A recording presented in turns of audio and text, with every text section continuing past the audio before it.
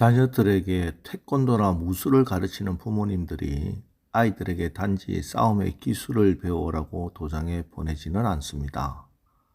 싸움의 기술보다 중요한 것이 인격 수양입니다. 그래서 무술이라는 이름으로 존재하는 모든 것은 힘보다 인격 수양을 우선시하고 있습니다. 이것이 의미하는 바가 무엇이겠습니까? 제어되지 않는 힘, 인격에 의해서 통제되지 않는 힘은 굉장히 무서운 것임을 말하는 것입니다. 힘을 가지고 있고 권세를 가지고 있는 사람은 그에 합당한 사람됨과 인격을 가지고 있어야 합니다. 만일 그렇지 못한다면 그건 결국에는 이웃과 공동체를 파괴하게 될 것이고, 그리고 마침내 자기도 파괴하는 독이 될 것입니다. 오늘 본문은 세상의 힘과 권력을 가진 자들에 대해서 책망하시는 말씀입니다.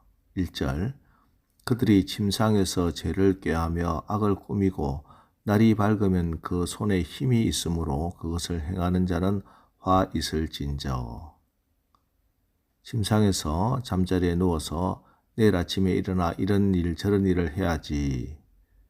그런데 그들이 꿈꾸고 꾸미고 있는 모든 것이 하나님 보시기에는 모두가 다 죄악이었습니다.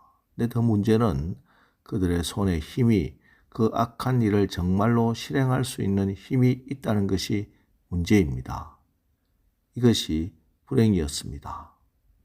그들에게도 불행이고 그 당시 백성들에게도 불행한 일이었습니다. 만일 그들의 손에 힘이 없었다면 자기들이 꿈꾸고 계획했던 것을 실행할 수 없기 때문에 이것은 한낱 몽상에 불과했을 겁니다. 그런데 문제는 이들에게는 권력이 힘이 있어서, 그래서 잠자리에서 악을 꾀하고 죄를 꾸몄던 것이 그저 상상에 그치는 것이 아니라 진짜로 실행해 버립니다.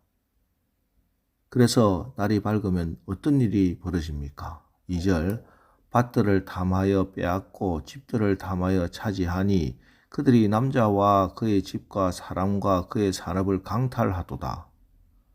남의 밭과 집을 빼앗고 강탈하고 심지어 사람까지 빼앗았습니다. 하나님의 진노를 일으키는 이런 죄악을 짓게 되는 것입니다. 차라리 그들에게 힘이 없었더라면, 권력이 없었더라면, 그들에게 그렇게 많은 돈이 없었다면 그들의 마음에 잠시 품었던 악한 생각들이 그저 망상이 되고 진짜 꿈에 불과했을 것인데, 그들이 권력을 쥔 정치인이고 절대 다수당이고 그들이 종교계의 지도자들이었기 때문에 이것이 더 심각한 문제가 된 것입니다. 이런 사람들에 대해서 하나님은 선지자들을 통해서 계속 말씀해 주셨습니다. 오늘 미가 선지자도 예언했고 이사야 선지자도 예언했습니다. 북이스라엘에서 예언했던 호세아 아모스도 목청을 높였습니다. 하지만 이들은 그들의 말에 귀를 기울이지 않습니다. 오히려 선지자들을 조롱합니다. 하나님을 비웃습니다. 6절과 7절을 보십시오. 그들이 말하기를 너희는 예언하지 말라. 이것은 예언할 것이 아니거늘 욕하는 말을 그치지 아니한다 하는도다. 너희 야곱의 족속아 어찌 이르기를 여호와의 영이 성급하시다 하겠느냐, 그의 행위가 이러하시다 하겠느냐, 나의 말이 정직하게 행하는 자에게 유익하지 아니하냐. 선지자들의 입을 봉합니다. 그리고 여호와의 영이 성급하시다 하나님까지 조롱합니다. 어찌 이럴 수 있습니까? 정치인들은 그렇다 하더라도 신앙을 가지고 있다고 믿어지는 종교 지도자들까지 어찌 이럴 수 있습니까?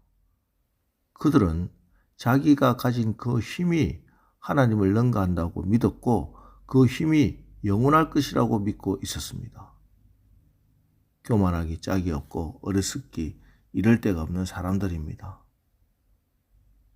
그러나 우리 하나님은 경고하시고 책망하시고 오래 기다리시고 사랑으로 품으시고 때로는 내버려 두시다가 때가 되면 그들을 심판하실 것입니다. 역사를 통해서 우리는 그 심판이 얼마나 무섭고 철저한 것인지 알고 있습니다. 예루살렘 성은 무너지고 예루살렘 성전이 불탑니다. 젊은이들은 노예로, 왕은 두 눈이 뽑혀서 짐승처럼 끌려갑니다. 그런데 문제는 남아있는 양들입니다. 양들이 무슨 죄가 있습니까? 그들은 권력도 없고 힘도 없습니다. 신앙생활도 종교 지도자들이 그렇다고 하니 그렇게 믿고 따라갈 수밖에 없습니다. 백성들에게는 아무런 죄가 없습니다. 그래서 하나님께서는 양들에 대해서 특별한 마음을 가지고 계셨습니다. 12절 13절 야곱아 내가 반드시 너희 무리를 다 모으며 내가 반드시 이스라엘의 남은 자를 모으고 그들을 한 처소에 두기를 보스라의 양떼같이 하며 초장의 양떼같이 하리니 사람들이 크게 뜯을 것이며 길을 여는 자가 그들 앞에 올라가고 그들은 길을 열어 성문에 이르러서는 그 길로 나아갈 것이며 그들의 왕이 앞서가며 여호와께서는 선두로 가시리라. 내가 반드시 너희 무리를 다 모으고 내가 반드시 이스라엘의 남은 자를 모으겠다. 반드시 두 번이나 말씀하십니다. 내가 반드시 너희들을 모을 것이다. 내가 반드시 너희 앞에 앞서가고 내가 길을 열고 하나님께서 선두에 가실 것이다. 이렇게 약속하고 계십니다. 그래서 오늘 우리도 걱정할 필요가 없습니다. 정치인들이 타락하고 이 사회와 교회를 지도해야 할 지도자들이 영적 타락, 여러 가지 물질과 성적 타락, 온 신문을 도배한다 할지라도 너무 낙심하지 마십시오. 우리에게는 참된 목자가 있습니다. 우리 주님이 선한 목자가 되십니다. 어제 새벽 말씀에서 교회에 대해서 말씀을 드렸는데 교회가 유일한 희망이 되는 가장 중요한 이유는 훌륭했던 목사님들 때문이 아닙니다. 그렇다고 훌륭한 교인들 때문이지도 않습니다. 사실 부족한 지도자들과 부도덕한 교인들로 인해서 그동안 교회가 얼마나 많은 상처를 받았습니까? 그럼에도 불구하고 교회가 여전히 존재하고 그 사명을 감당할 수 있었던 것은 교회의 주인 때문입니다. 교회 주인이 누구십니까? 예수님이십니다. 우리의 선한 목자 예수님이 우리를 지키시고 인도하고 계시기 때문입니다. 우리 예수님이 책임을 지실 것이기 때문입니다. 그래서 오늘 새벽에도 우리가 교회 주인이신 예수님을 기억하고 하나님이 나의 목자가 되시는 이 분명한 사실을 붙잡아야 할 것입니다. 그 손에 세상의 힘이 있어서 타락해버린 사람들에게 소망을 두지 마시기 바랍니다. 우리가 세상에 힘 있는 자, 권력자들에게 소망을 두면 둘수록 우리에게는 상처만 될 뿐입니다. 오직 하나님께 소망을 두고 하나님을 의지하고 우리의 선한 목자이신 예수 그리스도를 따라가는 믿음의 백성들이 되시기를 바랍니다. 오늘도 이 하루를 믿음 안에서 하나님께서 주신 말씀을 마음에 새기고 참 목자 되신 우리 예수님께 우리의 영혼을 의탁하고 선두로 나가시는 하나님 따라서 승리하며 나가시기를 주님의 이름으로 축원합니다. 기도하겠습니다. 하나님, 우리가 세상을 바라보고 힘과 권력을 쥐고 있는 지도자들을 바라보면 소망이 없습니다. 또 우리에게 힘이 없는 것이 낙심이 되기도 합니다. 그러나 오늘 말씀을 통해서 우리의 소망은 세상의 힘과 권력에 있지 않고 우리 하나님 선한 목자 되신 예수님께만 있음을 다시 한번 깨닫습니다.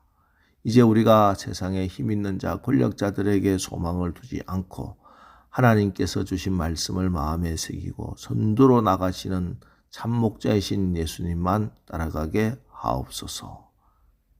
예수님의 이름으로 기도합니다. 아멘.